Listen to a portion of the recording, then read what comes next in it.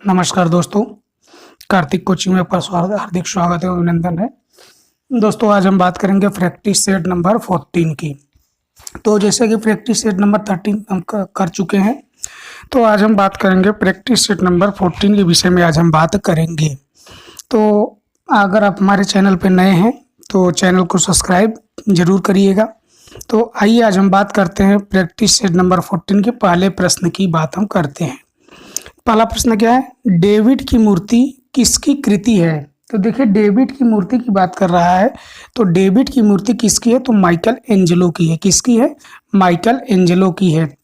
तो देखिए डेविड की मूर्ति कब बनी थी ये? तो ये डेविड की मूर्ति बनी थी 1501 से 1504 के बीच में। कब से? 1501 से 1504 के बीच में माइकल एंजेलो ने बनाया था। माइकल एंजेलो ने बनाया था। तो इसकी ऊंचाई कितनी है?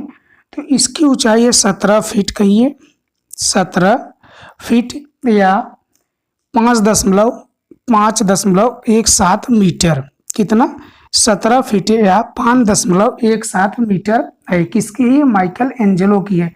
तो माइकल एंजेलो किस कालीन कला के चित्रकार हैं? पुनरुत्थान कालीन कला के चित्रकार हैं। तो बात होती है पुनरुत्थान कला की, तो किसे कहते हैं पुनरुत्थान? देखिए 14वीं से 16वीं सदी के मध्य इटली तथा अन्य देशों की कला में जो नवजागरण हुआ उसे ही पुनरुत्थान कला कहा जाता है। तो पुनरुत्थान कला के मानवता की कुंजी भी कही जाती है। ठीक, फिर बात होती है कि माइकल एंजेलो के विषय में हम बात किए थे पिछली वीडियो में, हमने पूरी बात की, लेकिन फिर भी हम 2-4 चित्रों के विषय में इनकी हम बात करेंगे। जैसे इनकी प्रमुख चित्र क्या है? पिएटा। तो पिएटा कब बनी थी? तो 1498 से 1499 में। तो ये सुरक्षित कहाँ पे है? वेटिकन सिटी के सेंट पीटर्स बेसिलिका में ये है। माइकल एंजेलो थे क्या? तो माइकल एंजेलो एक मूर्तिकार थे। माइकल एंजेलो क्या थे? तो ये मूर्तिकार थे। जैसे एक इनका प्रसिद्ध है चित्रण कि पाप जूलियस द्वितीय का मकबरा किसने बनाया? पूछा जाता है पाप जूलियस द्वितीय का मकबरा किसने बनाया? तो ये माइकल एंजेलो ने ही बनाया था। फिर बात होती है कि 1513 से 1500 ईस्वी के बीच माइकल एंजेलो ने संगमरमर की मूर्ति बनाई थी, जिससे कहा गया है मोसेस। क्या कहा गया है? मोसेस कहा गया है। फिर ये एक और मूर्ति बनाते हैं, मरते हुए दास की मूर्ति। मरते हुए दास की मूर्ति कब बनाते हैं? तो 1513 से 1516 के बीच में ये बनाते हैं। कब? 1513 से 1516 के बीच में ये बनाते हैं मरते हुए दास की मूर्ति। फिर इनकी कौन सी है? Agony and Ecstasy. Agony and Ecstasy film जो बनी है इन्हीं के ऊपर बनी है। किसके ऊपर बनी है? माइकल एंजेलो के ऊपर बनी है। फिर हम बात करते हैं क्वेश्चन नंबर 2 की। क्या कह रहा है? एक या कम रंगों में चित्रण कार्य किस मुगल शासक के काल की विशेषता है? तो देखिए ये शाहजहां के काल की विशेषता है। किसके काल की विशेषता है? तो ये शाहजहां के काल की विशेषता है। फिर बात होती है क्वेश्चन नंबर 3 की। मुगल चित्रकला का प्रारंभ किस शासक के काल में हुआ? देखिए किस शासक के काल की बात कर रहा है? तो देखिए हुमायूं के काल में भी चित्रण शुरुआत हो जाती है, लेकिन व्यापक तौर पे अकबर के काल में चित्रण शुरू होता है। तो इसका सही ऑप्शन हो जाएगा अकबर। अगर पूछे किस शासक के काल में प्रारंभ हुआ, प्रारंभ मतलब चित्रण प्रारंभ होना शुरू हो जाता, तो हुमायूं शुरू में ही चित्रण हुमायूं के काल में शुरू हो जाता है। क्योंकि जब यह ईरान सिंध पे ईरान जा रहा था, तो उसके साथ एक चित्रकार थे। तो जब ये अपने टेंट में बैठा हुआ था, तो उसी समय एक कबूतर इसके हाथ में आके बैठ जाता है। सफेद कबूतर का चित्रण की बात होती है, तो ये हुमायूं होता है। तो हुमायूं के हाथ पे जब बैठता है, तो ये पंख उसके काट के उस कबूतर का चित्रण करवाता है, फिर उसके बाद उसको छोड़ देता है। तो क्वेश्चन नंबर 3 का देख लीजिएगा आप लोग, जो कि बुक में अकबर दिया गया है, तो इसका सही ऑप्शन अकबर ही होगा। फिर हम बात करते हैं क्वेश्चन नंबर 4 की। वर्ण चक्र में स्थित आमने सामने के वर्ण कहलाते हैं। वर्ण चक्र में स्थित आमने सामने के वर्ण कहलाते हैं। तो ये क्या कहलाते हैं? आमने सामने जो होगा तो विरोधी वर्ण कहलाते हैं। फिर बात होती है क्वेश्चन नंबर 5 की। राम किंकर बैज थे, तो राम किंकर बैज थे कौन थे? ये मूर्तिकार थे। राम किंकर बैज जो कि मूर्तिकार कार थे, संताल फैमिली इनकी प्रसिद्ध मूर्ति है। फिर हम बात करते हैं क्वेश्चन नंबर 6 की। कौन कहानीकार था जिसे उत्तर प्रदेश सरकार ने सम्मानित किया? तो देखिए कहानीकार कौन थे, तो राम कुमार थे। कौन थे ये? राम कुमार थे, इनको उत्तर प्रदेश सरकार ने सम्मानित किया। तो इसका ऑप्शन नंबर ए सही है। फिर बात होती है ऑप्शन नंबर ए। फिर बात होती है क्वेश्चन नंबर 7 की। किसे डिवाइन पेंटर कहा जाता है? डिवाइन पेंटर की बात कर रहा है, तो किसे डिवाइन पेंटर कहा जाता है? तो राफेल सेंजियो को डिवाइन पेंटर कहा जाता है। किसे कहा जाता है? राफेल सेंजियो को।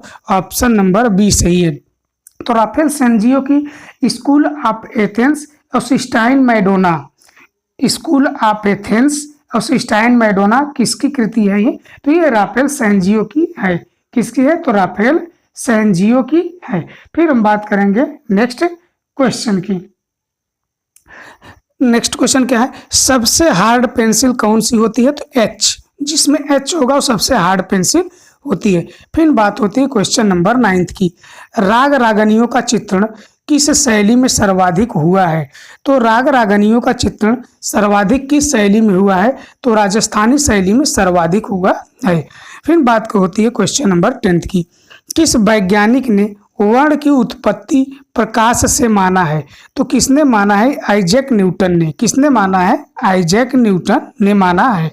फिर बात करते हैं क्वेश्चन नंबर 11 की। बाइबिल मूल रूप में किस भाषा में लिखी गई है? तो बाइबिल मूल रूप से किस भाषा में लिखी गई? तो हिब्रू भाषा में लिखी गई है। फिर हम बात करते हैं क्वेश्चन नंबर 12 की। क्या कह रहा है? किस चित्रकार ने, क्या कह रहा है, किस चित्रकार ने कश्मीर युद्ध के समय युद्धरत भारतीय सेना के अनेक गतिशील चित्र तैयार किए? तो ये कौन तैयार किए थे? तो Kanwal Krishna. Option number C सही है। कौन किए थे ये? तो कंवल कृष्ण तैयार किए थे। फिर बात होती है क्वेश्चन नंबर 13 की। घूंघट वाली महिला नाम से प्रसिद्ध चित्र बनाया है? तो घूंघट वाली महिला नाम से प्रसिद्ध चित्र किसने बनाया है? तो राफेल सेंजियो ने बनाया है। कौन बनाया है? राफेल सेंजियो ने। ऑप्शन ए सही है। किसने बनाया है? तो राफेल सेंजियो ने ही बनाया है। देखिए जैसे पूछा जाता है the great triple car, the great triple car किसकी कृति है? तो ये ड्यूरर की है। किसकी है? ये ड्यूरर की है, ड्यूरर की कृति है। फिर हम बात करते हैं क्वेश्चन नंबर 14 की। कला शब्द का प्रयोग सर्वप्रथम किस वेद में मिलता है? तो कला शब्द का प्रयोग सर्वप्रथम किस वेद में मिलता है? तो ऋग्वेद में मिलता है। किस वेद में मिलता है? तो ऋग्वेद में मिलता है। फिर हम बात करते हैं क्वेश्चन नंबर 15 की। सबसे अधिक कृष्ण लीला चित्र किस शैली में बने? सबसे अधिक कृष्ण लीला चित्र किस शैली में बनी है? तो ये पहाड़ी शैली में बनी है। फिर हम बात करते हैं क्वेश्चन नंबर 16 की। लियोग्राफी की खोज किसने किया था? तो लियोग्राफी की खोज अलाय सेनफेल्डर ने किया था। किसने किया था? अलाय सेनफेल्डर ने किया था। फिर बात होती है क्वेश्चन नंबर 17 की। किस अभिलेख में मयूर की आकृति है? तो लौरिया नंदनगढ़ अभिलेख जो है वहां पे मयूर की आकृति मिलती है, जो कि अशोक से निर्मित ये अभिलेख है। फिर हम बात करते हैं क्वेश्चन नंबर 18 की। किसने चित्रों में वर्णमाला के अक्षरों का प्रयोग किया है? किसने चित्रों में वर्णमाला के अक्षरों का प्रयोग किया है? तो किसने किया है? ये किसने किया है? तो ऑप्शन नंबर इसका सी सही है, गुलाम मोहम्मद शेख। किसने किया है? गुलाम मोहम्मद शेख। तो गुलाम मोहम्मद शेख के विषय में थोड़ी बहुत हम बात करेंगे। जैसे इनका एक चित्रण है शहर बिकाऊ। क्या है इनका? शहर बिकाऊ इनका प्रसिद्ध चित्रण है। तो देखिए ये अंतरराष्ट्रीय चित्रकार, लेखक और कला समालोचक के रूप में प्रसिद्ध हैं। किसमें? चित्रकार भी हैं, लेखक हैं और समालोचक भी हैं।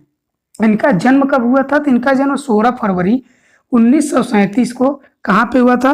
तो गुजरात के सुरेंद्रनगर में हुआ था। कहाँ पे? गुजरात के सुरेंद्रनगर में हुआ था। तो बात होती है कि 1987 एवं 2002 में ठीक कला संस्थान के विजिटिंग आर्टिस्ट रहे हैं। किस कला संस्थान के विजिटिंग आर्टिस्ट रहे हैं? तो शिकागो कला संस्थान के विजिटिंग आर्टिस्ट रहे हैं। फिर बात होती है कि मेघदूत, मेघदूत जो कि चित्रण श्रृंखला इन्हीं की है, मेघदूत। फिर निहारिका चित्र, फिर जर्नीज एंड पैसेज के चित्रकार भी यही रहे हैं। इनकी और प्रमुख चित्रण है जैसे the tree of life, the tree of life इन्हीं के चित्र हैं। फिर इन 2-3 पुस्तक इन्होंने लिखे जैसे निरखे वही नजर, निरखे वही नजर। फिर और कौन सा है, घर जतन, घर जतन और अथवा, अथवा। फिर बात होती है कि इनको बोलती सड़कें किसकी है प्रसिद्ध चित्रण, तो बोलती सड़कें शहर बिकाऊ इन्हीं की चित्रण है। किसकी है, इन्हीं की है, गुलाम मोहम्मद शेख की है। कश्मीर, कश्मीर किसका चित्रण है, तो कश्मीर भी इन्हीं का चित्रण है। जैसे मैया मुंडी, मैया मुंडी किसका है, तो इन्हीं की गुलाम मोहम्मद शेख का है। कहत कबीर जो कि नीली तस्वीर में जिसमें इन्होंने कहत कबीर को बनाया है, गुलाम मोहम्मद शेख की है। फिर हम बात करते हैं क्वेश्चन नंबर 19 की। किसने अधिकांश चित्र मोमबत्ती के प्रकाश में बनाए, किसने बनाया, तो एल ग्रेके ने बनाया। किसने बनाया, एल ग्रेके ने बनाया। फिर हम बात करते हैं क्वेश्चन नंबर 20 की। चित्र संयोजन का तत्व नहीं है, देखिए चित्र संयोजन का तत्व नहीं है, वर्ण नहीं है, वर्ण नहीं है। फिर हम बात करते हैं क्वेश्चन नंबर 21 की। 21 क्या है मित्रों, आइए देखते हैं 21 के विषय में हम बात करते हैं। 21 क्या कह रहा है कि अमृता शेरगिल ने, किसकी बात कर रहा है, अमृता शेरगिल की बात कर रहा है कि अमृता शेरगिल ने चित्रकला की शिक्षा कहाँ से ली, चित्रकला की शिक्षा कहाँ से ली, अमृता शेरगिल के विषय में बात कर रहा है। तो ये पेरिस से लेती है, कहाँ से लेती हैं, ये पेरिस से लेती हैं। आइए अमृता शेरगिल के विषय में थोड़ी बहुत हम बात करते हैं।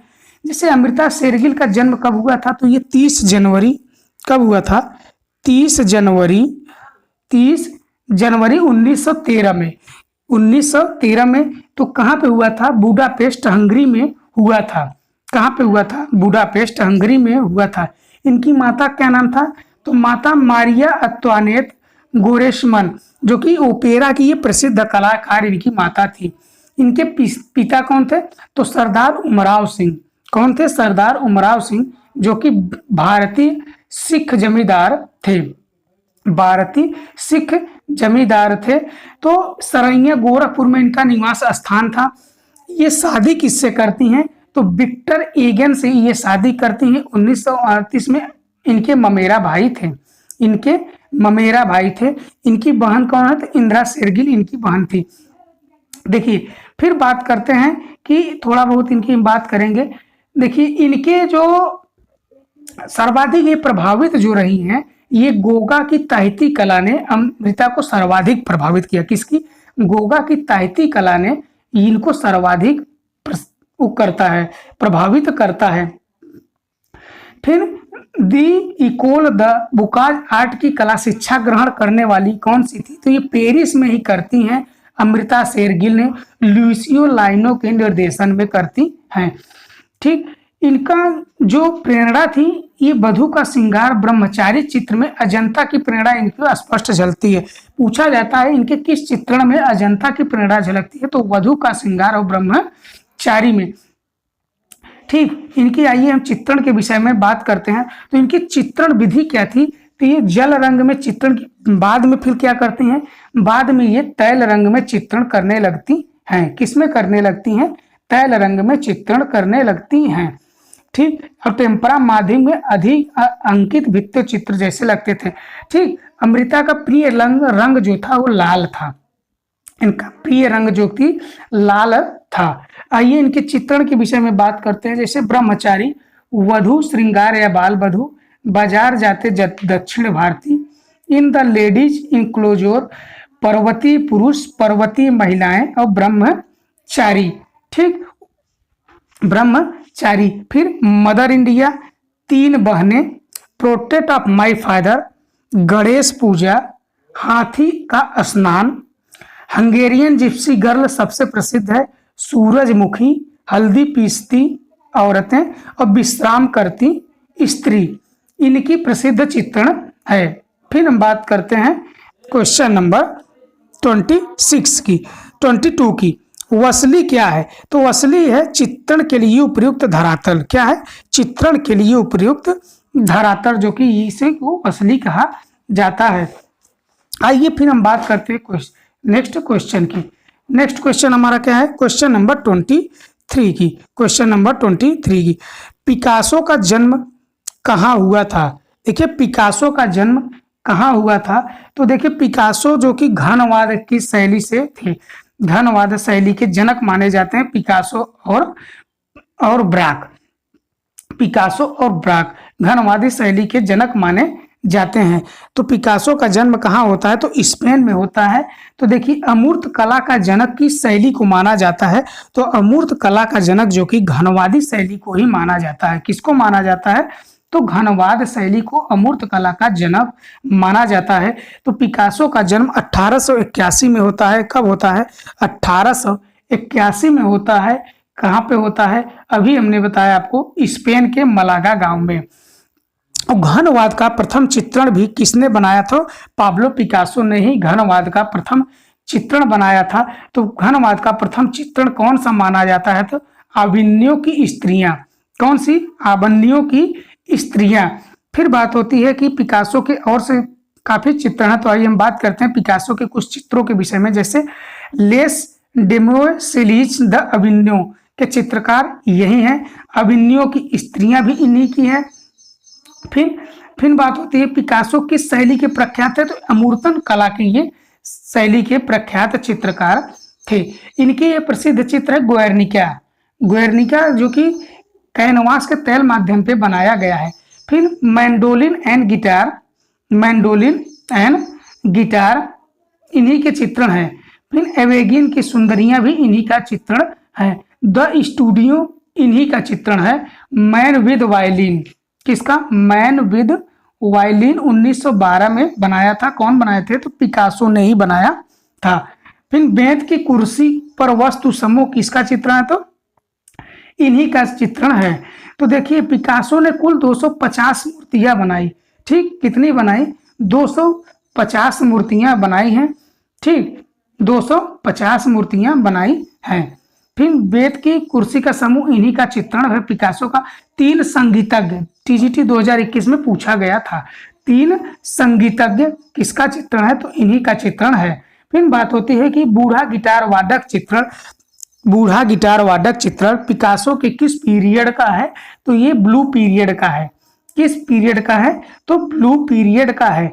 नीली एवं गुलाबी अवधि किसकी है? तो नीली एवं गुलाबी पीरियड भी पाब्लो पिकासो की है। किसकी है? पाब्लो पिकासो की ही है। देखिए पाब्लो पिकासो जो कि महान चित्रकार थे। जैसे कि एक नाटक था उनका the 4 little girls, the 4 little girls. और बात होती है कि इसने कहा था कि मैं शैली विहीन चित्रकार हूं। तो मैं शैली विहीन चित्रकार किसने कहा था? तो ये कौन थे? ये पाब्लो पिकासो ने ही कहा था कि मैं शैली विहीन चित्रकार हूं। ठीक, मैं शैली विहीन चित्रकार हूं। देखिए 11 मई को ठीक क्रिस्टी की नीलामी में इनकी एक पेंटिंग जो कि बिकी थी 700 करोड़ रुपए में। इनकी एक पेंटिंग जो 700 करोड़ में बिकी थी, तो उसका नाम क्या था? तो उसका नाम था मेरी थ्रीज। क्या था? मेरी थ्रीज, जो कि इन्हीं की थी, जो कि 700 करोड़ में बिकी थी। फिर हम बात करते हैं क्वेश्चन नंबर 24 की। क्या कह रहा है? नव प्रभाववाद का प्रथम चित्र स्नान स्थल नव प्रभाववाद की बात कर रहा है। तो स्नान स्थल किसकी है? तो ये किसकी है? जॉर्ज सोरा की है। किसकी है? जॉर्ज सोरा की है। नव प्रभाववाद की बात कर रहा है। तो नव प्रभाववाद में किसकी चित्रण है? ये तो जॉर्ज सोरा का ये चित्रण है। फिर आइए हम बात करते हैं नेक्स्ट क्वेश्चन की। देखिए नव प्रभाववाद के विषय में थोड़ी बहुत हम बात आइए करते हैं। देखिए नव प्रभाववाद में जैसे पाथर्स स्नान स्थल किसकी तो बताया हमने, जॉर्ज सोरा का है। नव प्रभाववाद के जनक भी जॉर्ज सोरा ही माने जाते हैं। सर्कस किसका चित्र है? तो सोरा का ही है। बिंदु नव प्रभाववादी में बिंदु कलाकार किसे माना जाता है? तो जॉर्ज सोरा को ही नव प्रभाववाद में बिंदु कलाकार माना जाता है। फिर बात होती है बिंदु चित्रण पद्धति की आरंभ करने वाले कलाकार, तो सोरा ही हैं। कौन है? सोरा ही हैं। फिर बात होती है कि नेक्स्ट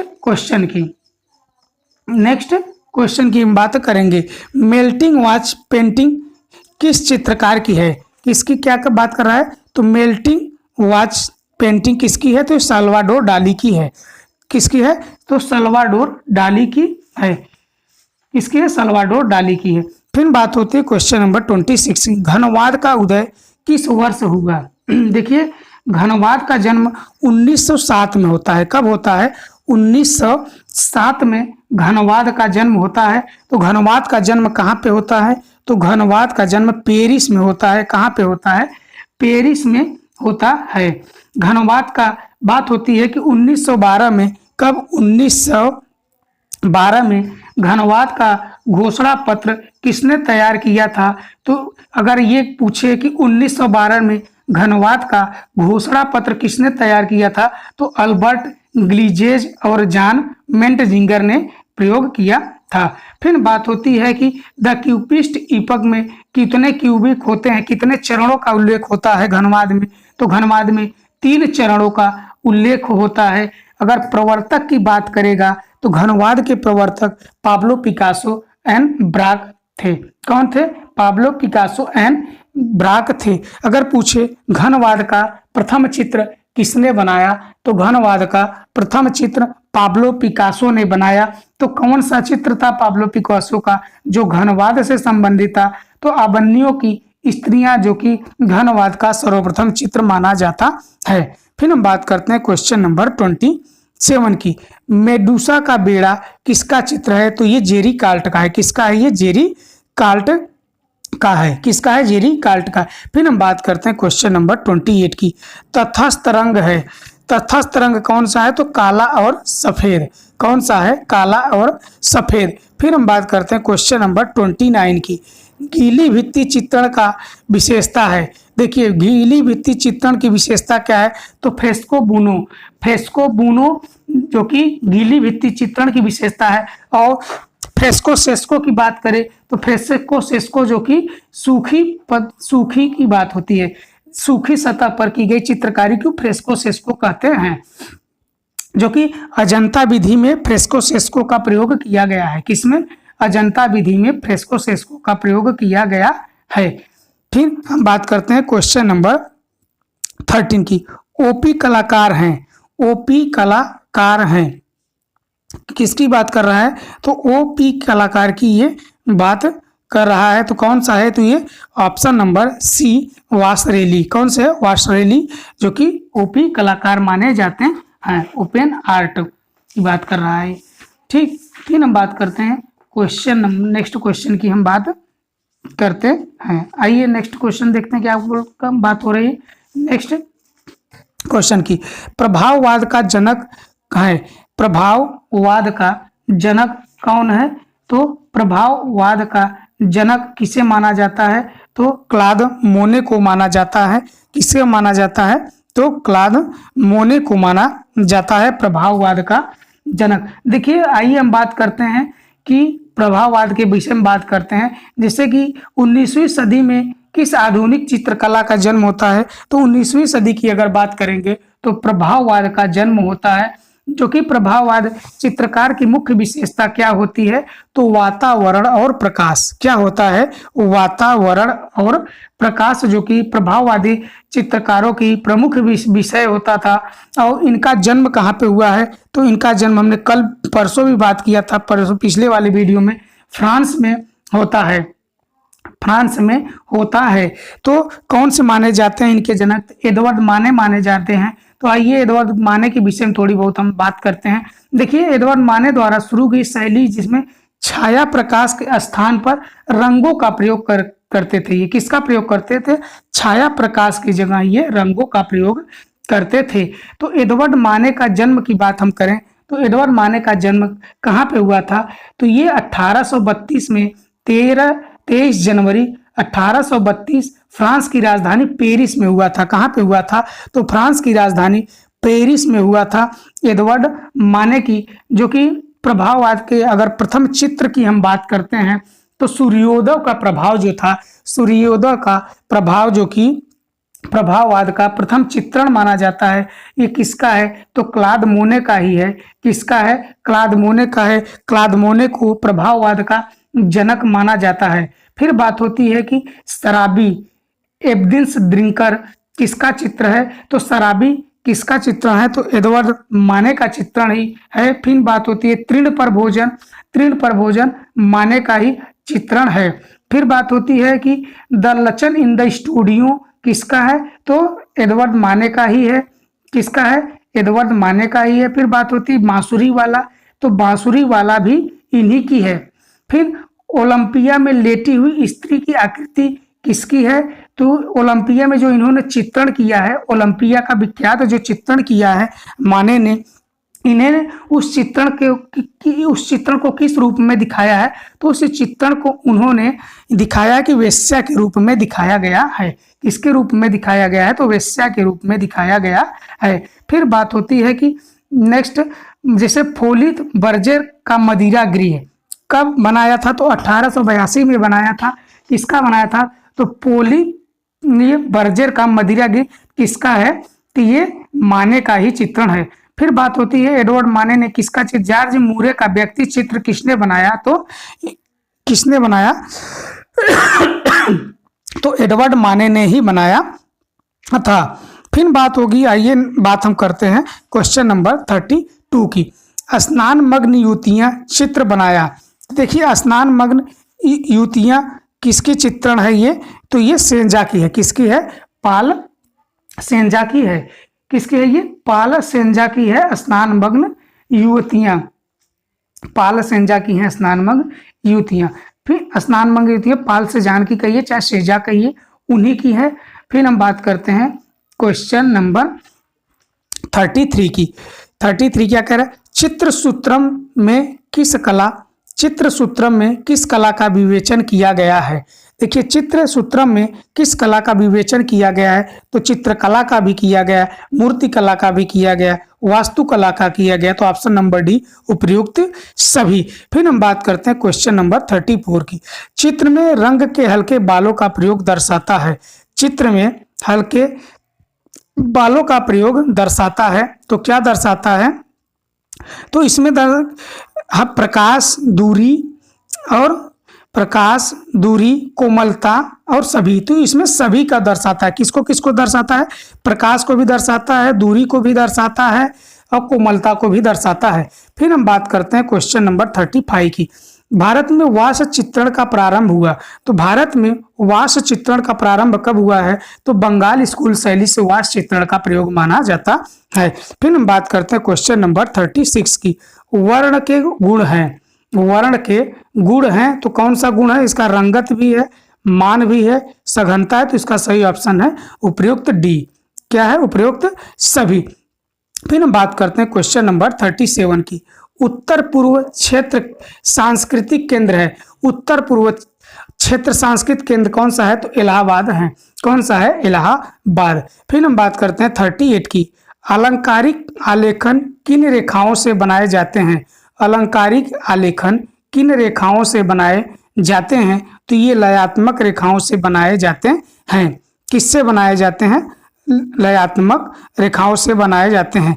फिर बात होती है कि क्वेश्चन नंबर 39 की। देखिए क्या कह रहा है? मुगल काल का स्वर्ण काल माना जाता है। मुगल काल का स्वर्ण काल माना जाता है। देखिए चित्रकला के विषय में बात कर रहा है। चित्रकला के विषय में बात हो रही है कि मुगल काल का स्वर्ण काल किसे माना जाता है? तो अगर चित्रकला के विषय की बात करें तो ये जहांगीर को माना जाता है। किसको माना जाता है? जहांगीर को माना जाता है। मुगल काल के स्वर्ण कला की बात करेगा तो चित्रकला की बात करेगा तो जहांगीर, और स्थापत्य की बात करेगा तो शाहजहां, और हिंदी साहित्य की बात करेगा तो अकबर, और संपूर्ण मुगल काल के स्वर्ण कला की बात होगी तो शाहजहां। किसकी? शाहजहां की बात होगी। फिर आइए हम बात करते हैं क्वेश्चन नंबर 40 की। किसकी? क्वेश्चन नंबर 14 की। देखिए शाहजहां के काल में क्या होता है कि मुगल वाई वैभव और शान शौकत की उजागर हो जाती है। शाहजहां के काल में कहा जाता है कि चित्रकला के प्रति उसका जो कि अपार उदार भाव था। किसका था? अपार उदार भाव था। स्थापत्य कला का चित्रण जो कि सर्वाधिक होता है, सर्वाधिक स्थापत्य कला का चित्रण होता है, इन्हीं के काल में होता है। फिर हम बात करते हैं क्वेश्चन नंबर 14 की। प्रागैतिहासिक चित्र उत्तर प्रदेश का स्थल है, तो कौन सा है? लखन दरिया है। कौन सा है? तो लखन दरिया है। लखन दरिया कहाँ पे है? तो ये मिर्जापुर में है। प्रागैतिहासिक चित्रों की बात कर रहा है तो ये लखन दरिया में है। कहाँ पे है? लखन दरिया में है। प्रागैतिहासिक चित्रण मिर्जापुर की में है ये। फिर हम बात करते हैं क्वेश्चन नंबर 41 की। 41 की हम बात करते हैं।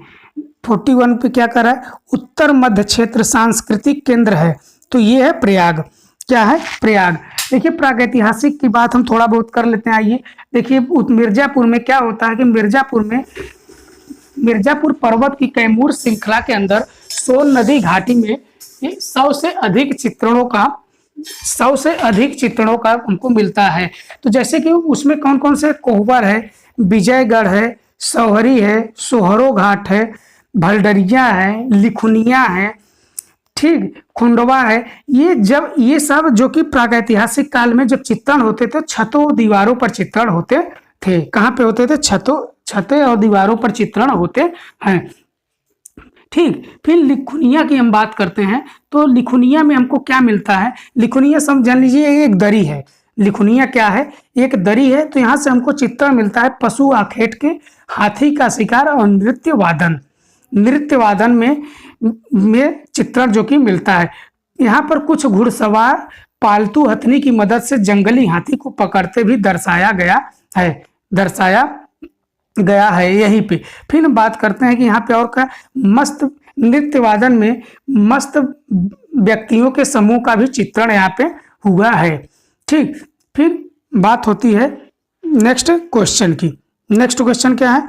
42 की बात कर रहा है। होशंगाबाद किस नदी के तट पे स्थित है? होशंगाबाद की बात कर रहा है तो होशंगाबाद किस नदी के तट पे स्थित है?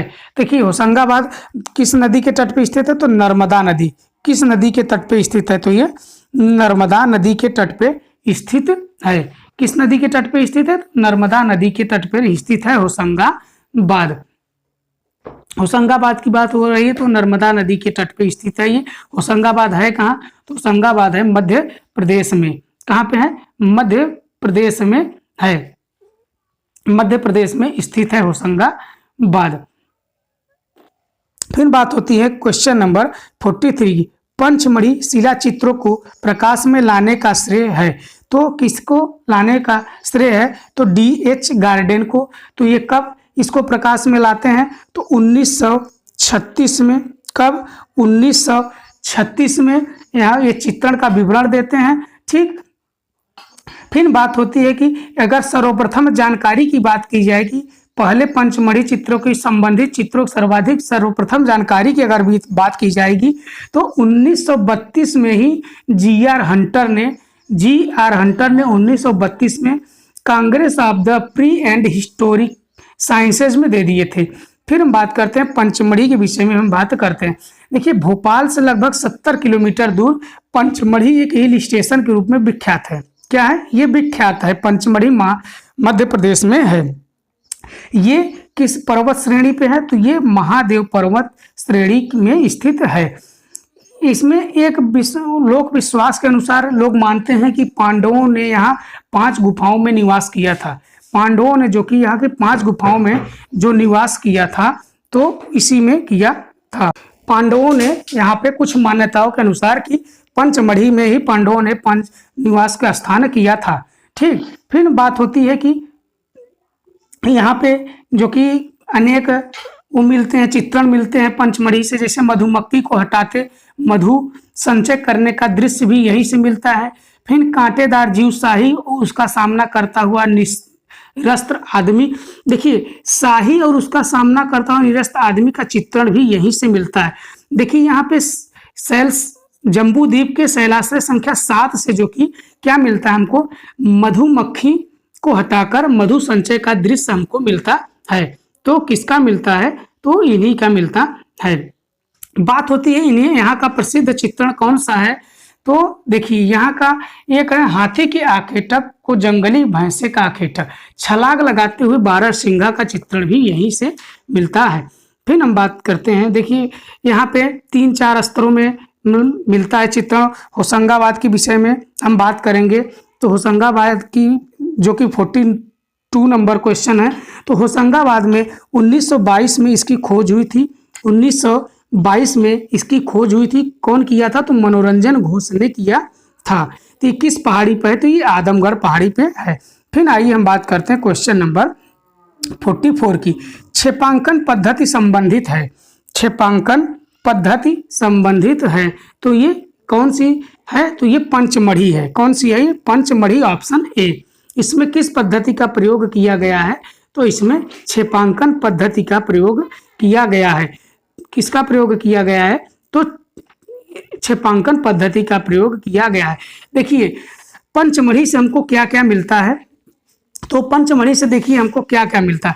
देखिए पंचमढ़ी में जो चित्र बनाए गए हैं, 3 स्तर में चित्र दिखाई देते हैं। कितने में, 3 स्तर में हमको चित्र दिखाई देते हैं। देखिए पहले स्तर में क्या होता है, तो तख्ती नुमा या डमरू नुमा मानव आकृतियां बनाया गया है। क्या बनाया गया है, पहले स्तर में हमें तख्ती नुमा कहिए या डमरू नुमा मानव आकृतियों को बनाया गया है, जिसका शरीर जो कि गठन और लहरदार रेखाओं को दिखाने का प्रयास किया गया है।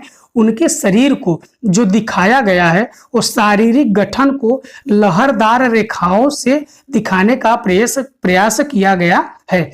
फिर हम बात करते हैं दूसरे स्तर की बात करते हैं। देखिए दूसरे स्तर में क्या होता है, हाथ पैरों वाली बेडौल ओजपूर्ण आकृति का निर्माण किया गया है।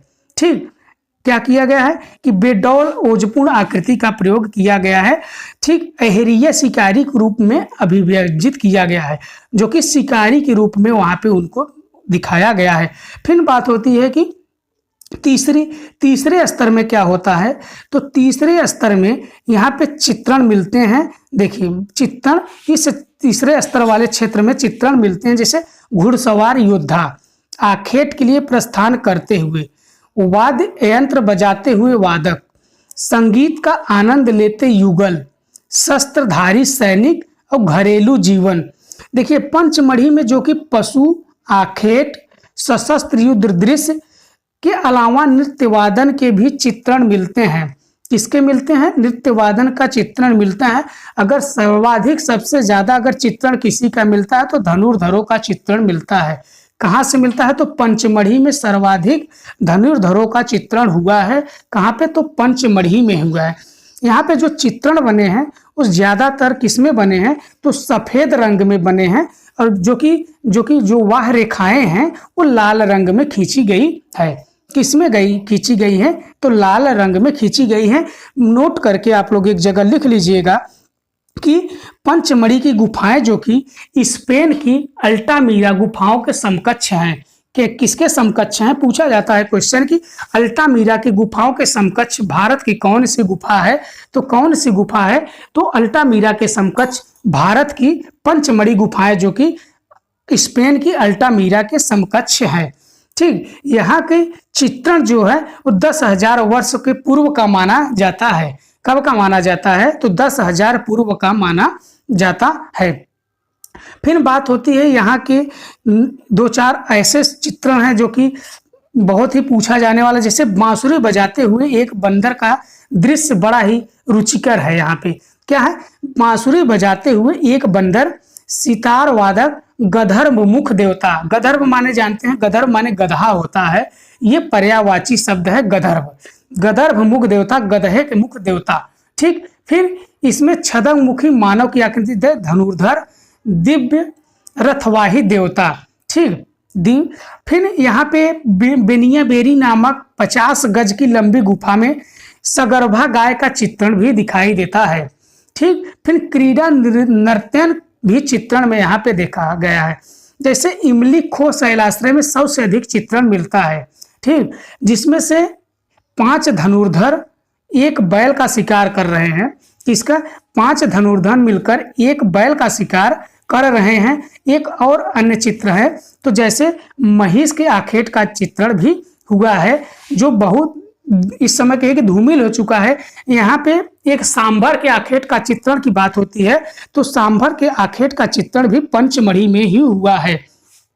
बात होती है कि पंचमढ़ी में कहाँ से विशालकाय बकरी का चित्रण मिलता है, तो महादेव बाजार शैलाश्रय से मिलता है। तो इसको खोजा कौन था मित्रों, तो इसे खोजने का श्रेय महबूब खान को जाता है। किसको जाता है, महबूब खान को जाता है। आइए हम बात करते हैं नेक्स्ट क्वेश्चन की।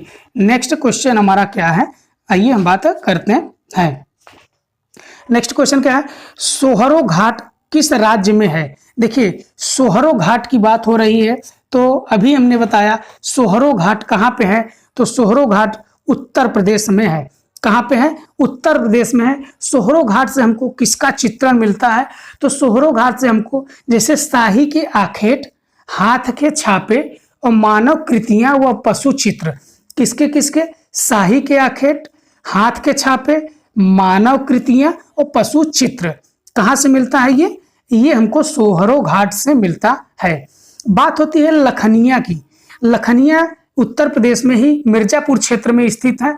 तो लखनिया से हमको क्या मिलता है, तो हाथियों को पकड़ने का दृश्य जो कि मिलता है, जो कि बड़ी सुंदरता से चित्रण अगर किया गया है, तो लखनिया वन से हमको हाथी के पकड़ने का दृश्य मिलता है।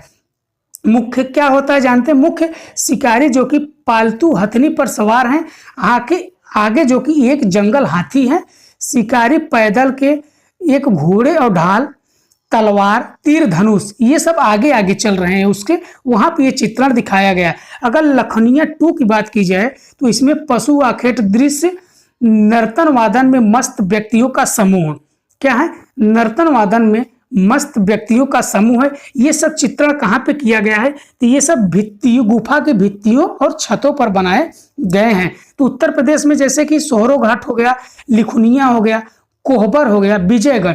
विजयगढ़ से हमको क्या मिलता है, तो विजयगढ़ से हमको 3 आदमियों को दिखाया गया है। तो किस रंग में दिखाया गया है, तो लाल, पीला तथा सफेद रंग में दिखाया गया है। फिर हमको यहाँ से और क्या मिलता है, सुअर, गैंडा और बारहसिंगा, हिरन, यहाँ पशुओं का चित्रण मिलता है। किसका किसका, सुअर का भी मिलता है, गैंडा का भी मिलता है, बारहसिंगा का मिलता है और हिरन का भी मिलता है। बात होती है जैसे कि घोड़मंगर की हम बात करते हैं। घोड़मंगर कहाँ पे है, ये तो मिर्जापुर क्षेत्र में विजयगढ़ दुर्ग है, उसी के समीप है। ठीक, ये गेरुए रंग में पूरक शैली में अंकित है। यहाँ पे जो कि सबसे फेमस कौन सा है, तो गैंडे का शिकार सबसे फेमस है। सबसे फेमस कौन सा है, गैंडे का शिकार है। पूछा जाता है कि घायल सुअर का चित्रण कहाँ पे हुआ है, तो देखिए घायल सुअर का जो चित्रण हुआ है वो भलडारिया से हुआ है। तो भलडारिया से ही हुआ है, जो कि मिर्जापुर क्षेत्र में आता है। देखिए इसकी खोज कब हुई थी भलडारिया की, तो 1883 में काकबरन ने किया था। यहाँ पे आखेट का भी दृश्य प्राप्त होता है। यहाँ पे जो भी चित्रण हुआ है गेरुए रंग का हुआ है। घायल सुअर का जो चित्र है विश्व प्रसिद्ध चित्र है। ये क्या है, ये बहुत ही मार्मिक चित्रण हुआ है, जो कि सुअर को जब ये चित्रण किया गया है तो उसको मारा हुआ दिखाया गया है, जिसमें सुअर का आधा मुंह खुला हुआ है, जो कि असहनीय पीड़ा को ये व्यक्त करते हुए दिखाया गया है। फिर हम बात करते हैं क्वेश्चन नंबर 46 की। कौन सा असंबंध है, तो त्रिरत्न। कौन सा है, त्रिरत्न, जो कि असंबंध है।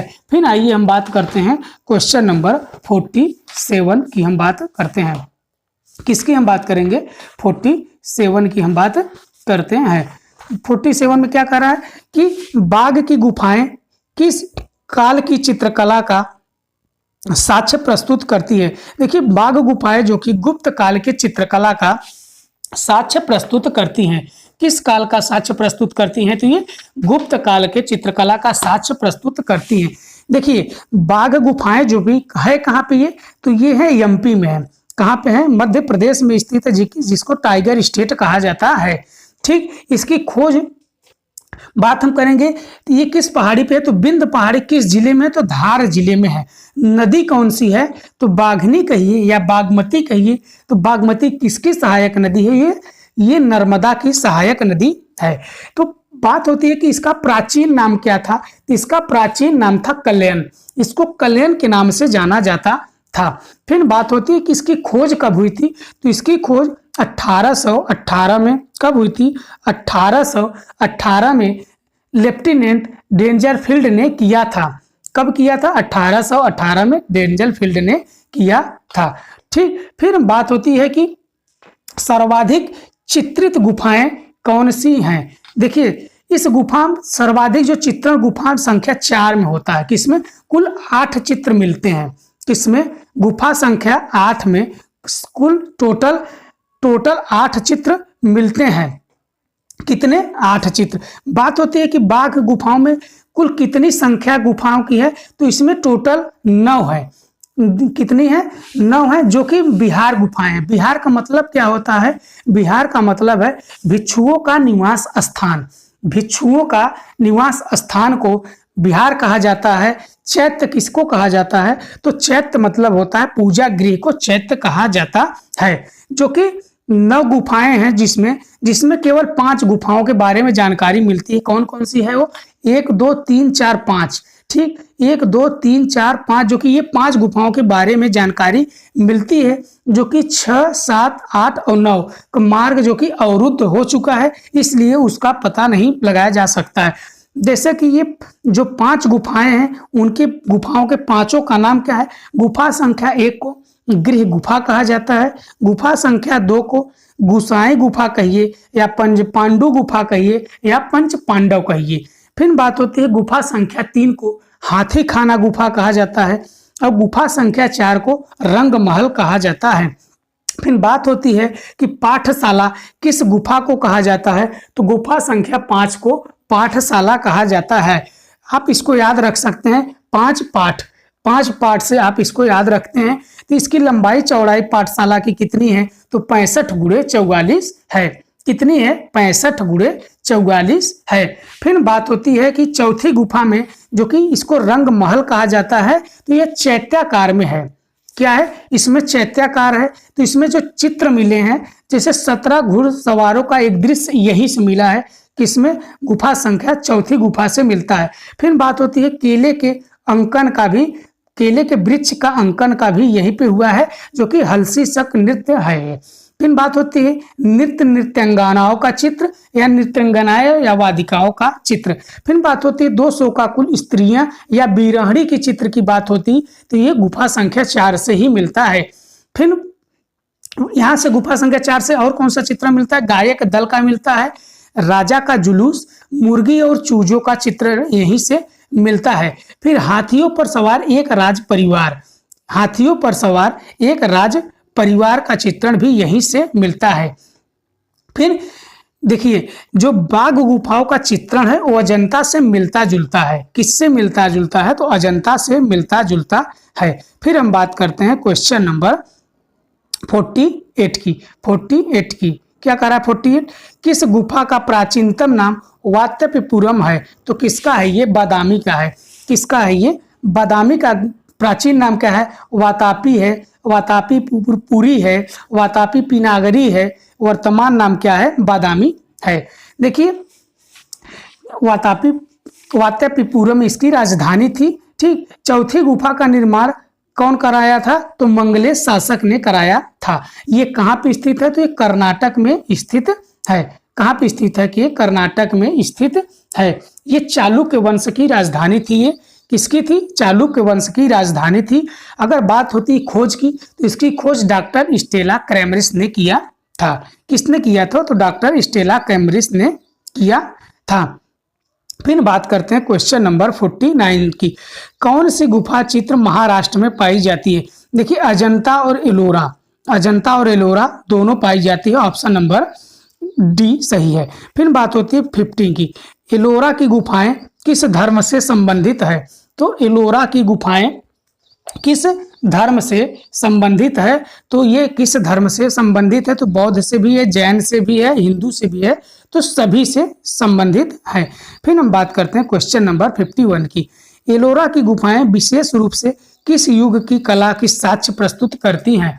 तो किस युग की कला के साक्ष्य प्रस्तुत करती है? तो ये राष्ट्रकूट, किसकी? राष्ट्रकूट की कला की प्रस्तुत करती हैं। फिर हम बात करते हैं क्वेश्चन नंबर 52 की। ललित कला के अंतर्गत कितनी रूपप्रद कलाएं हैं? तो कितनी रूपप्रद कलाएं हैं? तो 3 कलाएं हैं। फिर हम बात करते हैं क्वेश्चन नंबर 53 की। क्या कह रहा है? नंद की दीक्षा अजंता की किस गुफा में है? किसकी बात कर रहा है? नंद की दीक्षा अजंता की किस गुफा में है? तो किस में है? तो ये किस गुफा में है? अजंता के किस गुफा में चित्रण किया गया है? तो 1 और 16 में किया गया है। 1 और 16 में किया गया है।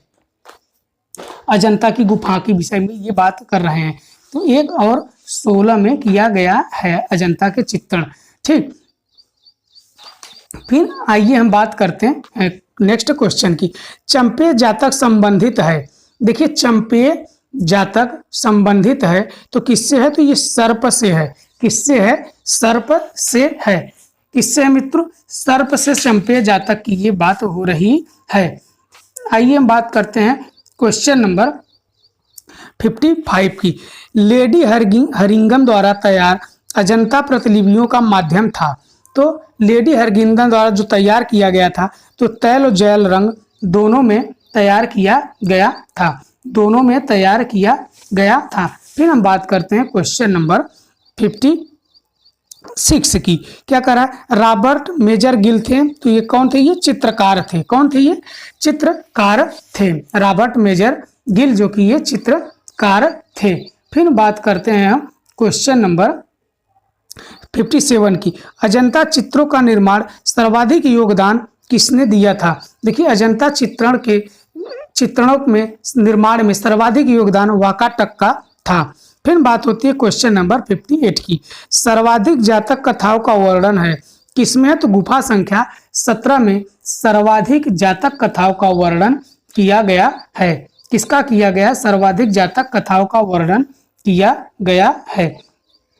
फिर बात होती है क्वेश्चन नंबर 59 की। क्या हो रहा? 59 क्या है मित्रों? अजंता की कौन सी गुफा सबसे प्राचीन है? अजंता की कौन सी गुफा सबसे प्राचीन है? तो अजंता की सबसे प्राचीन गुफा कौन सी है? तो गुफा संख्या 13 है। कौन सी है? तो गुफा संख्या 13 जो कि सबसे प्राचीन है। तो सबसे छोटी गुफा कौन सी है? सबसे छोटी गुफा 8 है। और सबसे बड़ी गुफा कौन सी है? तो 29 सबसे बड़ी गुफा है। और सबसे बाद की गुफा कौन सी है? 1 व 2 सबसे बाद की गुफा है। और सबसे मध्य की गुफा कौन सी है? तो गुफा संख्या 16 है। और सबसे बड़ा विहार किस गुफा संख्या को कहा जाता है? तो गुफा संख्या 4 को कहा जाता है। फिर पूछा जाता है किस गुफा संख्या 2 मंजिला है। कौन सी गुफा संख्या 2 मंजिला है? तो गुफा संख्या 6 जो कि 2 मंजिला है। फिर बात होती है क्वेश्चन नंबर 16 की। जोगीमारा गुफा स्थित है।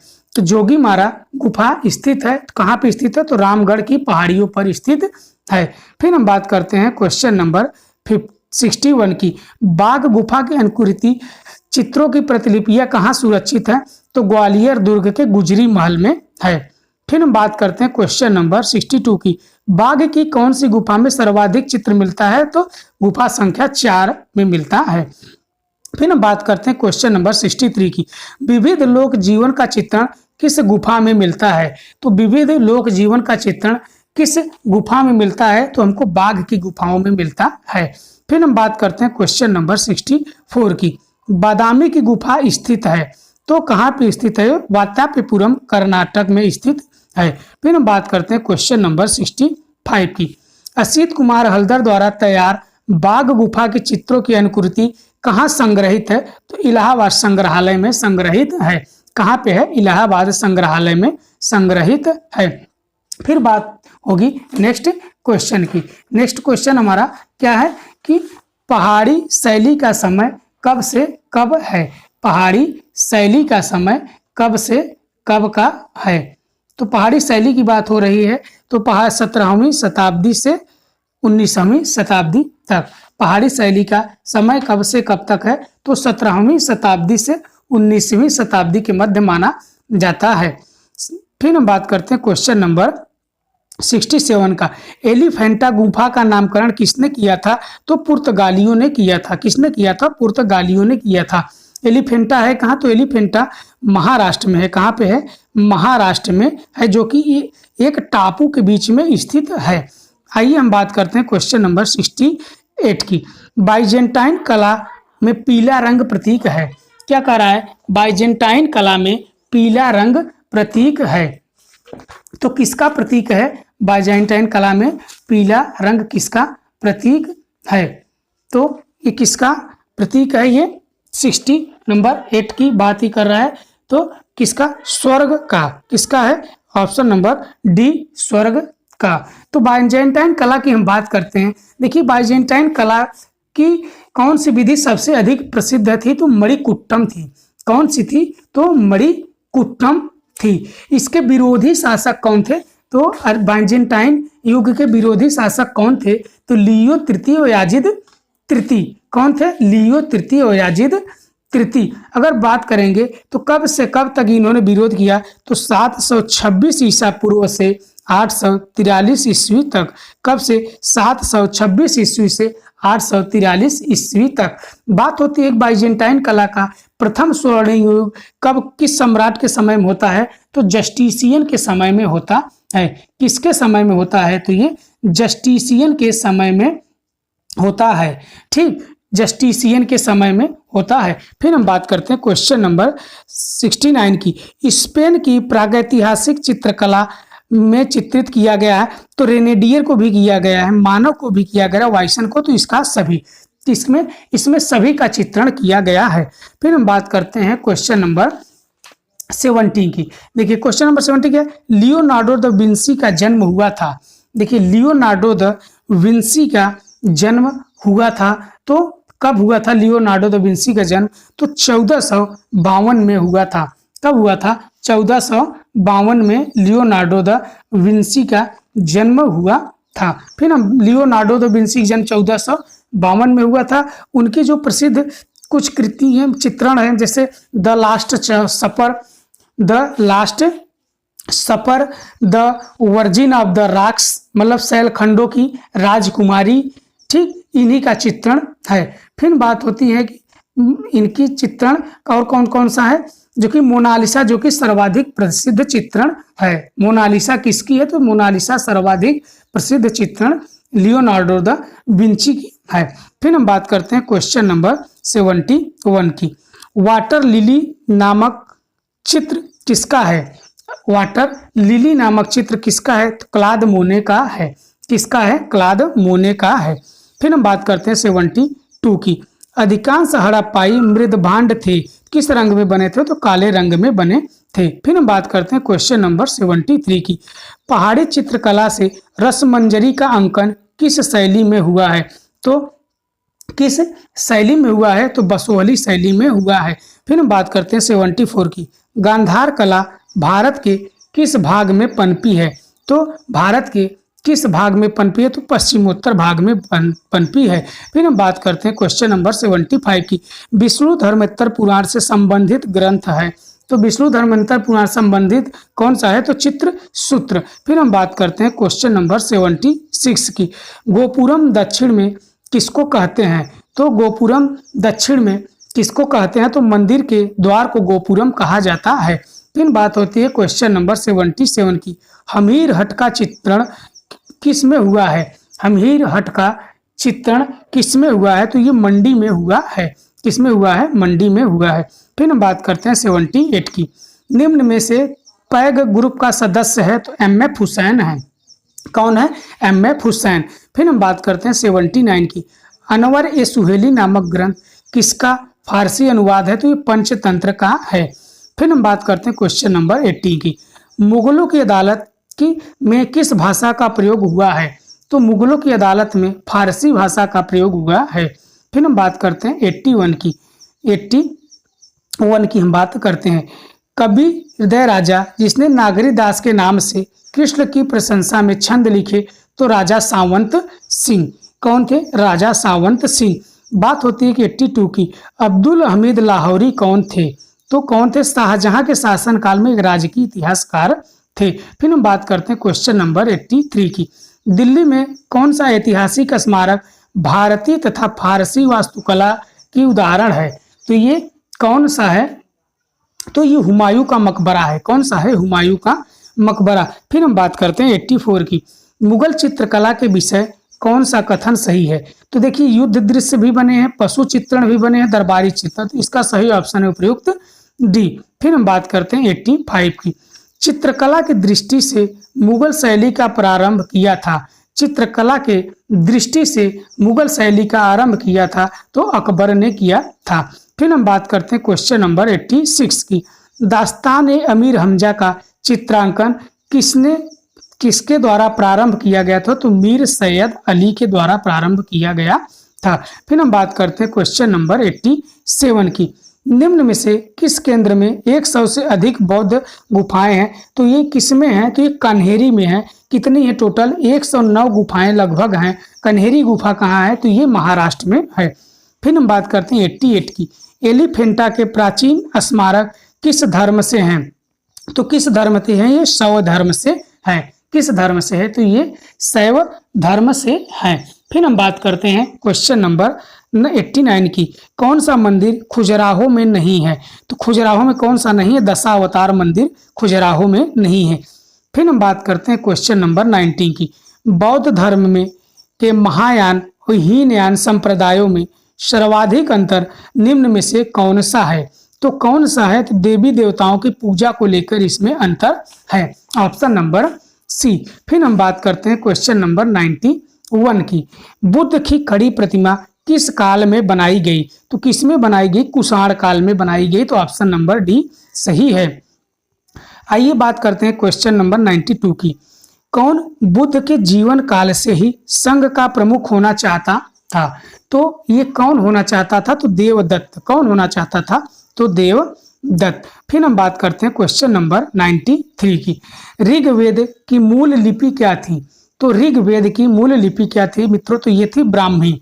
क्या थी? ब्राह्मी। फिर बात होती है 94 की, शकुंतला वियोग किसकी कृति है? तो शकुंतला जो वियोग है ये राजा रवि वर्मा की है। किसकी है? राजा रवि वर्मा की। फिर हम बात करते हैं 95 की, मीनिंग ऑफ आर्ट पुस्तक के लेखक हैं। मीनिंग ऑफ आर्ट पुस्तक के लेखक कौन है? तो सर हर्बर्ट रीड हैं। कौन है? Sir Herbert read. फिर हम बात करते हैं क्वेश्चन नंबर 96 की, गांधार कला शैली का संबंध है। तो गांधार कला शैली का संबंध किससे है? तो ये मूर्ति कला से है। किससे है? मूर्ति कला से है। फिर हम बात करते हैं क्वेश्चन नंबर 97 की, सिगरिया में कुल कितनी गुफाएं हैं? सिगरिया की बात कर रहा है, तो सिगरिया में कुल कितनी गुफाएं हैं? तो टोटल 6 गुफाएं हैं। तो सिगरिया की गुफाएं हैं कहाँ? तो सिगरिया की गुफाएं जो कि श्रीलंका में है। कहाँ पे है? श्रीलंका में है। यहाँ पे कुल 21 नारी आकृतियों के चित्रण प्राप्त हुए हैं। कितने? 21 नारी आकृतियों के चित्रण प्राप्त हुए हैं। कहाँ से प्राप्त हुए हैं? तो यहीं से प्राप्त हुए हैं। इसकी खोज की बात की जाए तो 1830 में एक अंग्रेज अधिकारी थे जिनका नाम था मेजर फोर्म्स। क्या नाम था? Major forms. फिर बाद में कब 1889 में ए मूरे यहाँ के चित्रों की प्रतिलिपि तैयार करते हैं, जो कि चित्रों की प्रतिलिपि कहाँ पे सुरक्षित है? तो कोलंबो संग्रहालय में सुरक्षित है। कहाँ पे सुरक्षित है? तो कोलंबो संग्रहालय में सुरक्षित है। फिर हम बात करते हैं क्वेश्चन नंबर 98 की, एस.एच. रजा सैयद हैदर रजा थे। तो ये क्या थे? ये दृश्य चित्रकार थे। एस.एच. रजा क्या थे? तो ये दृश्य चित्रकार हैं। क्या है? ये दृश्य चित्रकार एस.एच. रजा हैं। फिर हम बात करते हैं क्वेश्चन नंबर 99 की। क्वेश्चन नंबर 99 की बात करते हैं, अमृता शेरगिल का स्वर्गवास हुआ है। तो अमृता शेरगिल की बात करते हो, 28 वर्ष में उनकी मृत्यु हो गई थी। कितने? 28 वर्ष में उनकी मृत्यु हो जाती है। फिर बात होती है क्वेश्चन नंबर 100 की, Indian society of oriental art में सदस्यों की संख्या कितनी थी? तो 35 थी। कितनी थी? 35 थी। फिर बात होती है क्वेश्चन नंबर 101 की। वह कौन चित्रकार था जो भारत के कला सौंदर्य से प्रभावित होकर भारत में ही बसा? तो ये निकोलस रोरिक थे। कौन थे? ये निकोलस रोरिक थे। फिर हम बात करते हैं क्वेश्चन नंबर 102 की। किस कलाकार को फिल्म कुडाल के लिए फिल्म फेयर अवार्ड मिला था? तो किसके लिए मिला था? तो ये तैयब मेहता को मिला था। किसको मिला था? तो ये तैयब मेहता को मिला था। किसको मिला था? तो ये तैयब मेहता को मिला था। आइए बात करते हैं नेक्स्ट क्वेश्चन की। बिलाप चित्र किस चित्रकार कौन है? बिलाप चित्र के किस चित्रकार कौन है? तो बिलाप चित्र के चित्रकार कौन कौन है? तो एस.एच. रजा। कौन है? एस.एच. रजा जो कि बिलाप चित्र के चित्रकार हैं। फिर बात करते हैं क्वेश्चन नंबर 104 की। आइडियल्स ऑफ ईस्ट के लेखक कौन है? आइडियल ऑफ ईस्ट के लेखक कौन है? तो ओकाकुरा। कौन है? ओकाकुरा। फिर हम बात करते हैं क्वेश्चन नंबर 105 की। बंगाल शैली को किस शैली के नाम से और जाना जाता है? तो बंगाल शैली को ठाकुर शैली के नाम से भी जाना जाता है। फिर हम बात करते हैं क्वेश्चन नंबर 106 की। विनोद बिहारी मुखर्जी किस शैली के प्रमुख चित्रकार थे? तो विनोद बिहारी मुखर्जी के विषय में सभी लोग जानते हैं, जो कि विनोद बिहारी मुखर्जी जो कि भित्ति चित्रकार थे, जो कि ये आंख से नहीं देखते थे, अंधे थे आंख से, फिर भी ये भित्ति चित्रकारी ये करते थे। भित्ति चित्रकारी करते थे। कौन? तो ये विनोद बिहारी मुखर्जी थे। विनोद बिहारी मुखर्जी जो कि चित्रण करते थे अंधे होने के बाद में। फिर बात करते हैं 107 की। बिच्छुड़ी नामक चित्र किस चित्रकार का है? बिच्छुड़ी नामक चित्र किसका है? तो ये राजा रवि वर्मा का है। ऑप्शन नंबर ए सही है। फिर हम बात करते हैं क्वेश्चन नंबर 108 की। सरस्वती किसका चित्र है? सरस्वती किसका चित्र है? तो देखिए नंदलाल बसु का भी है, एम.एफ. हुसैन का भी है, राजा रवि वर्मा का है। तो इसका सही आंसर होगा सभी। देखिए सरस्वती नाम से नंदलाल बसु ने भी बनाया है, एम.एफ. हुसैन ने भी बनाया, राजा रवि वर्मा ने बनाया है। फिर हम बात करते हैं क्वेश्चन नंबर 109 की। नंदलाल बसु के प्रमुख चित्रों में शामिल नहीं है, तो इसमें शामिल नहीं है मुर्गा, जो कि गंगावतरण बद्रीनाथ आर्य का भी है और नंदलाल बसु का भी है। फिर हम बात करते हैं क्वेश्चन नंबर 110 की। ललित कला अकादमी के प्रथम अध्यक्ष किसे नियुक्त किया गया? तो किसे नियुक्त? डी.पी. राय चौधरी को नियुक्त किया गया था। फिर हम बात करते हैं क्वेश्चन नंबर 111 की। 111 क्या है कि डी.पी. राय चौधरी ने तैल चित्रण पद्धति से शिक्षा ली, तो किससे लिया था? तो बायस से। किससे लिया था? तो बायस से। फिर हम बात करते हैं क्वेश्चन नंबर 112 की। किंकरदा के नाम से जाने जाते हैं। किंकरदा के नाम से जाने जाते हैं, तो ये कौन जाने जाते हैं? तो राम किंकर बैज को किंकरदा के नाम से जाना जाता है। तो राम किंकर बैज का जन्म कहाँ हुआ था? तो 20 मई कब हुआ था? 20 मई 1906 को जुग्गीपाड़ा में हुआ था। बांकुरा शहर के जुग्गीपाड़ा, तो ये कहाँ पे पड़ता है? तो ये पड़ता है पश्चिम बंगाल में। इनकी प्रसिद्ध जो मूर्ति है कौन सी है? संथाल परिवार, जो कि संथाल परिवार इन्हीं की प्रसिद्ध मूर्ति है, जो कि ये प्रसिद्ध मूर्तिकार थे। आधुनिक भारतीय मूर्ति कला का अगर जनक किसी को माना जा रहा है तो राम किंकर बैज को माना जाता है। तो जो राम किंकर बैज जी थे, इनके मूर्तियों का माध्यम क्या था? तो ये बालू, सीमेंट, कंक्रीट तथा मिट्टी में ये बनाते थे। फिर बात होती है कि राम किंकर बैज शीर्षक से 1975 में इन्होंने बनाया था, तो ऋत्विक घटक। इनके ऊपर प्रभाव किसका था? तो अभिव्यंजनावाद का प्रभाव इनके ऊपर था। किसका था? अभिव्यंजनावाद का प्रभाव इनके ऊपर था। फिर बात होती है कि होमवार्ड बाउंड किसका जल रंग चित्र है? तो राम किंकर बैज का ही है।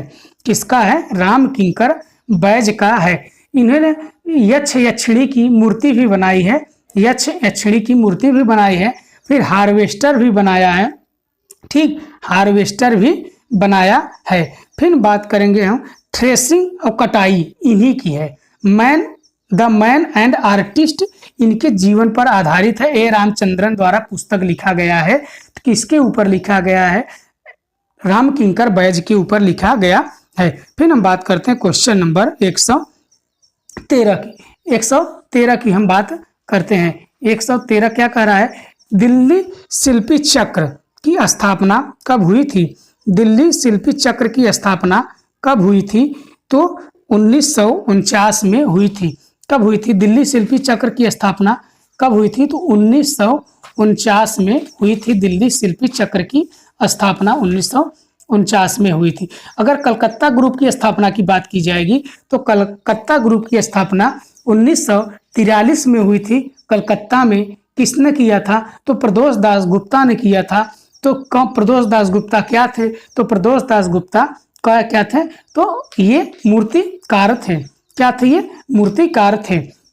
आइए शिल्पी चक्र के विषय में बात कर लेते हैं थोड़ा बहुत। शिल्पी चक्र की स्थापना कब होती है? तो 25 मार्च 1949 को होता है।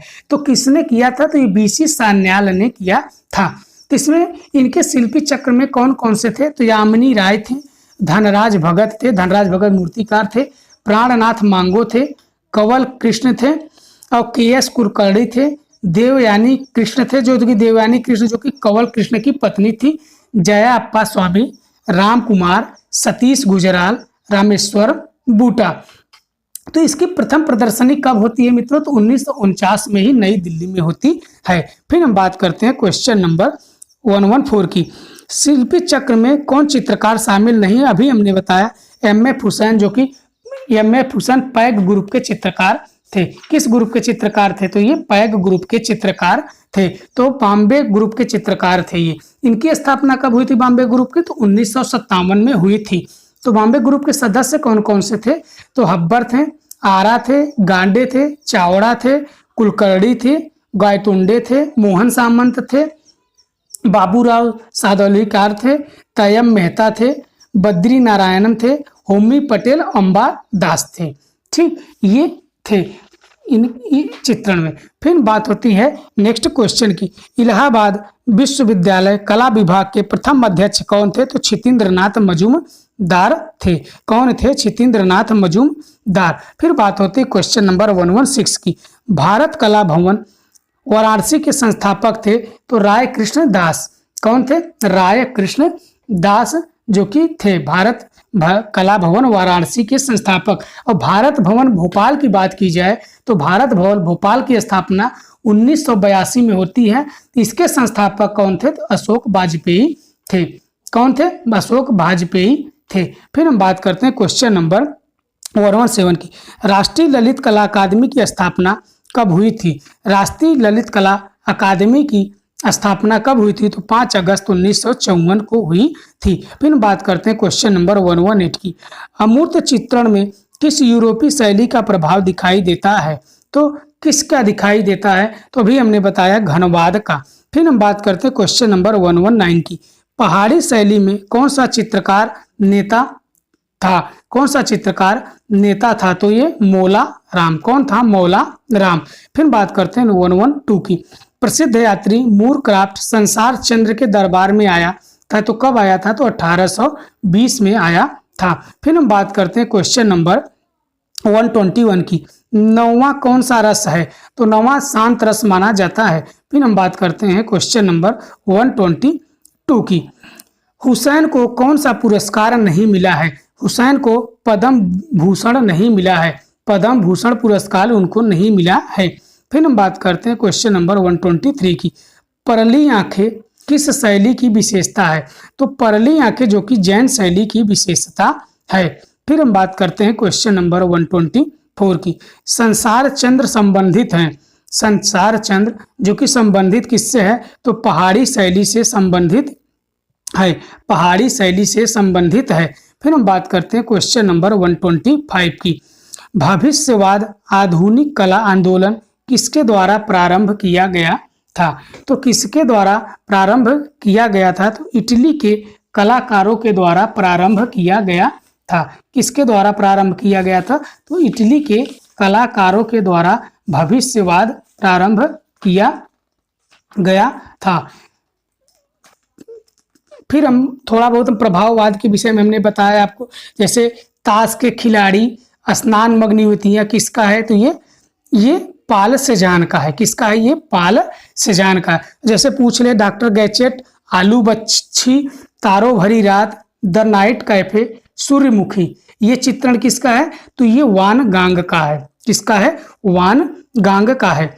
दोस्तों आपको ये क्लास अच्छी लग रही हो तो चैनल को सब्सक्राइब, वीडियो को लाइक जरूर करिएगा। धन्यवाद।